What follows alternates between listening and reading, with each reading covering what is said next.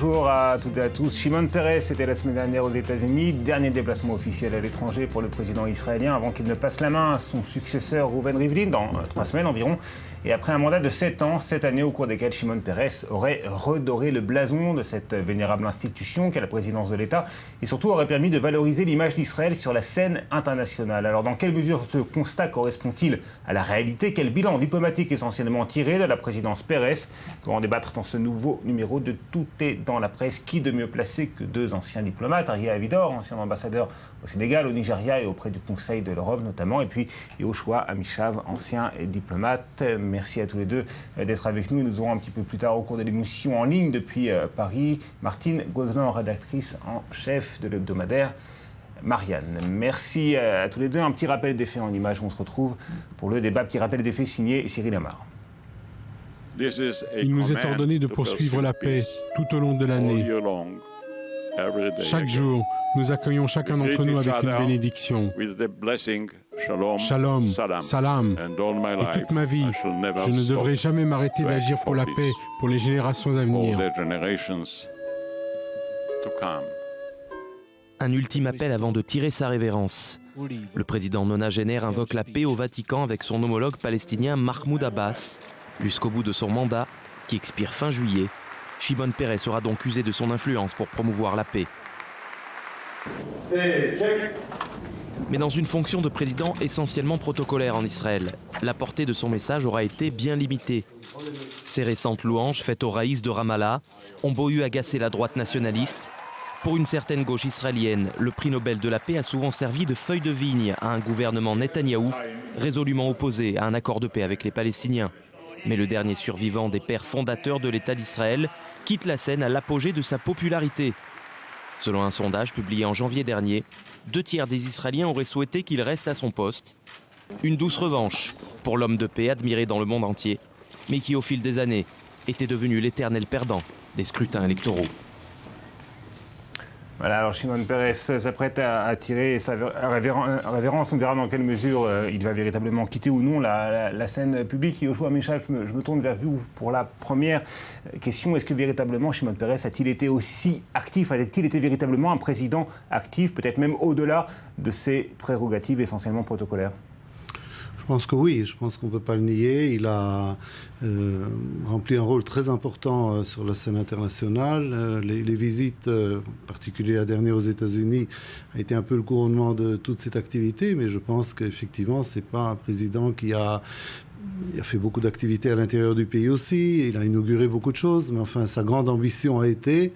Et d'ailleurs reste, j'anticipe peut-être un peu sur la suite du débat, mais je suis convaincu comme tout le monde qu'il ne va pas rester chez lui à écrire un nouveau bouquin de souvenirs, il prépare quelque chose.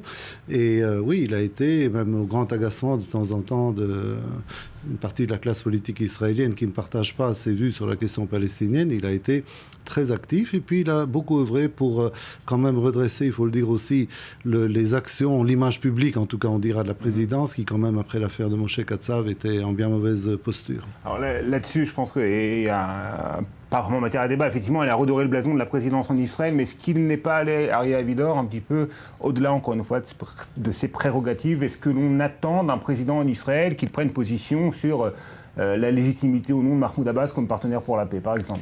Non, lorsque Shimon Peres a été élu président d'Israël par la Knesset, on s'attendait bien à ce qu'il prenne position, à ce qu'il s'exprime. C'est une personnalité, je dirais, c'est le seul homme d'État qui nous reste ici aujourd'hui en Israël, qui a eu la vision, qui a participé, qui a initié le processus de paix à l'époque. Et personne n'attendait qu'il se confine dans un rôle d'inauguration des chrysanthèmes. Je vous interromps parce qu'un président doit représenter l'état d'esprit du peuple, surtout en Israël, le rôle représentatif. Mais est-ce qu'on a vraiment l'impression que le peuple en Israël, eh bien, il est revenu de tous les espoirs, certains diraient les illusions de la paix, le nouveau Moyen-Orient dont Peres nous parlait dans les années 90? Le président n'est pas là, je dirais un peu à l'image d'un diplomate à l'étranger. Il n'est pas là pour répéter les messages du gouvernement. Il représente un consensus national également. Et dans ce consensus, il y a une volonté de paix qui a toujours existé et qui est là et qui est toujours présente. Je pense qu'il y a une majorité Bien sûr, au vu des vicissitudes du processus de paix, les Israéliens se sont tournés vers d'autres horizons que celles... Alors que Shimon Peres est resté fidèle à lui-même. Peut-être qu'il n'a pas pris toute la mesure de l'évolution de l'opinion publique en Israël, Yoshua Amichal.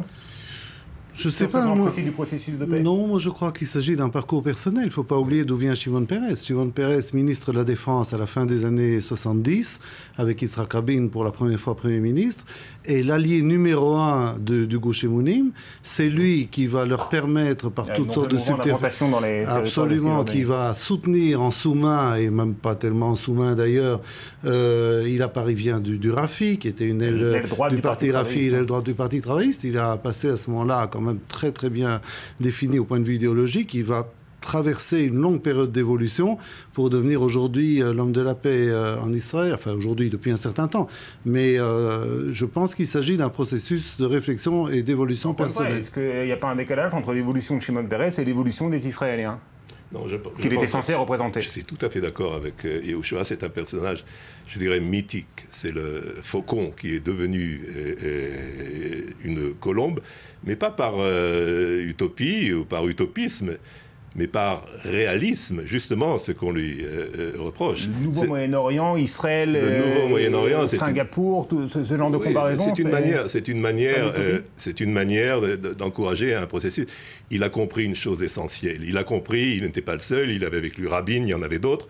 Il a compris, donc ils ont compris cette chose essentielle, que le statu quo est suicidaire, que l'immobilisme est mortifère et qu'il fallait créer une dynamique. Et créer une dynamique et y attacher tous les acteurs importants, les puissances mondiales, pour que cette dynamique devienne irréversible.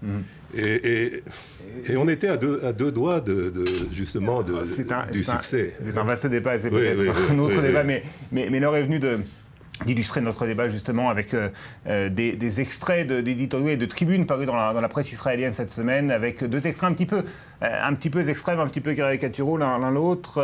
On va commencer, je crois, avec celui, Gideon Levy dans le Haaretz. Pendant ces 7 années de présidence, Peres aura été le symbole de la paix et de la modération. Le bon flic face au mauvais flic Netanyahou. Pourtant, dans les faits, l'occupation se poursuit, nous dit Gideon Levy. On ne peut pas se plaindre de la situation d'Israël et affranchir de toute responsabilité celui qui fut aux commandes pendant tant d'années. Peres a été un alibi, un masque, un édulcorant national. Gideon Levy, fidèle à lui-même, un petit peu caricatural, et puis vraiment dans un tout autre bord politique, Ron Wyman, sur le site de Arutz Sheva, très proche du mouvement des implantations. Shimon Peres, l'homme qui refuse de reconnaître ses erreurs sanglantes, vient de recevoir une nouvelle médaille pour son action en faveur de la paix, entre guillemets, qui menace Israël. Même quand Mahmoud Abbas fait alliance avec son frère jumeau du Hamas, Peres parle de lui comme d'un ami et légitime, ainsi l'ennemi que le gouvernement israélien tente de délégitimer. Voilà, deux exemples un petit peu qui vont dans des directions un petit peu caricaturale peut-être, Yoshua Bouchard?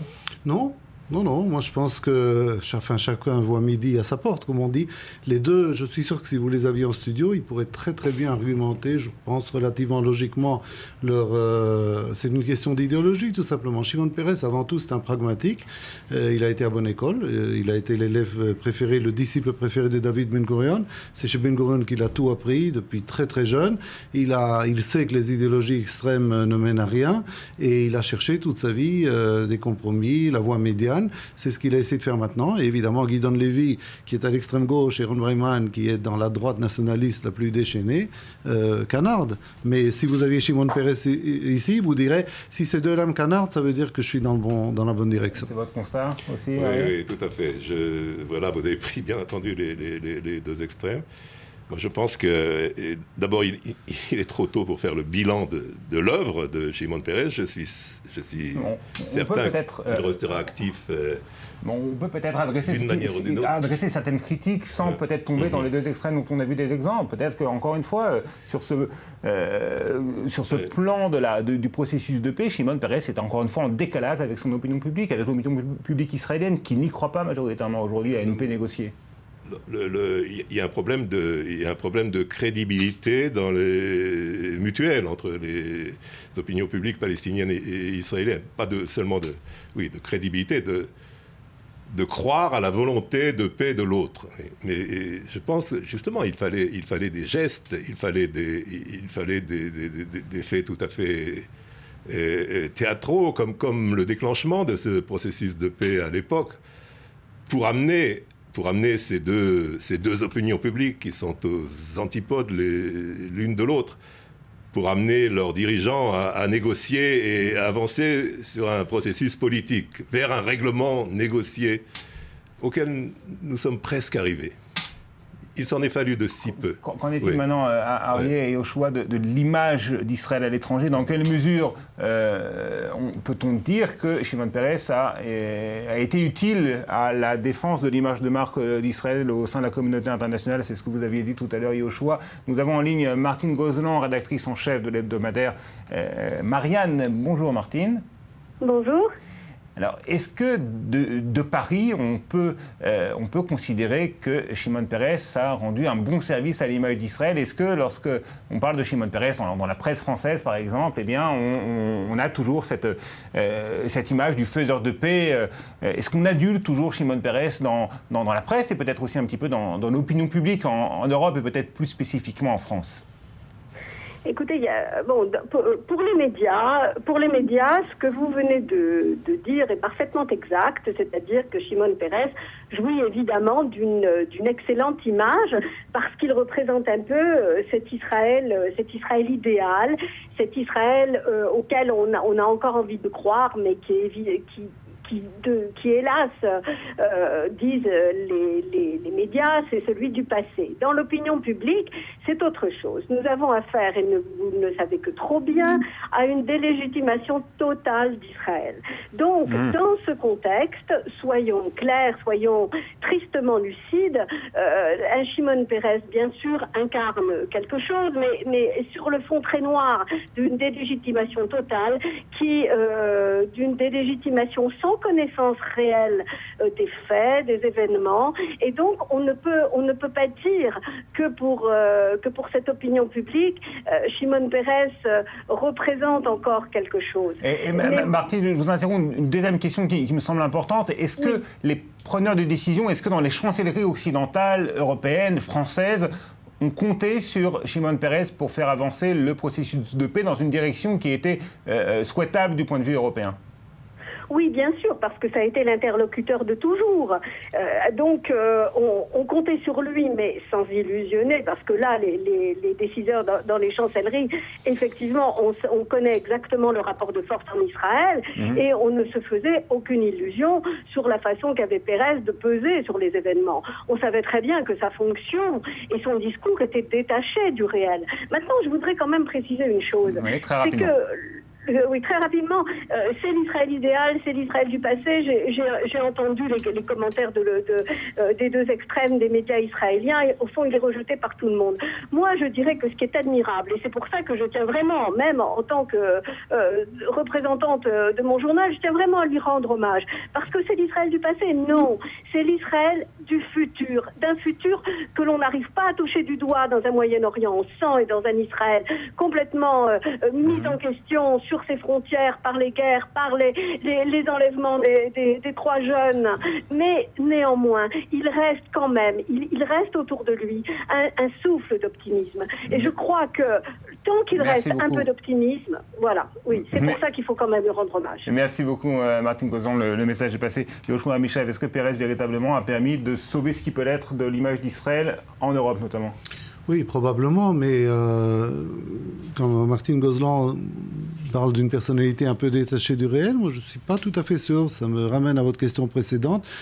C'est de manière peut-être spectaculaire. C'est un peu comme ça que les Israéliens le perçoivent. Il est très populaire, mais ils le perçoivent comme étant un petit peu... Mais je ne sais pas. Et sa popularité en Europe n'est-elle pas justement le signe d'un, encore une fois, je reviens là-dessus, d'un décalage entre Shimon Peres et l'état d'esprit général en Israël? Écoutez, je ne sais pas, parce que de manière spectaculaire, les sondages qu'on fait, c'est vrai qu'aujourd'hui, sur le processus en lui-même, il y a une perte de confiance de l'opinion israélienne. Sur la nécessité d'une solution de 2 États pour 2 peuples, il reste de manière spectaculaire, malgré tout ce qui se passe, il reste une majorité d'Israéliens qui sont en faveur de cette solution-là. Donc est-ce que Shimon Peres est décalé ou bien est-ce que ceux qui, à la tête d'Israël aujourd'hui, ne respectent pas cette politique, sont-ils eux les décalés? Une dernière question, est-ce que Shimon Peres pensait que Benjamin Netanyahou allait le rejoindre dans ces positions-là? Encore une fois, je pense qu'il était dans la position de créer cette dynamique. Mais je voudrais ajouter un mot, si vous le permettez, très rapidement, et c'est basé sur mon expérience personnelle, si nous avons eu droit ces dernières années à encore quelques égards de la part de la communauté internationale ou d'organismes comme l'Union européenne,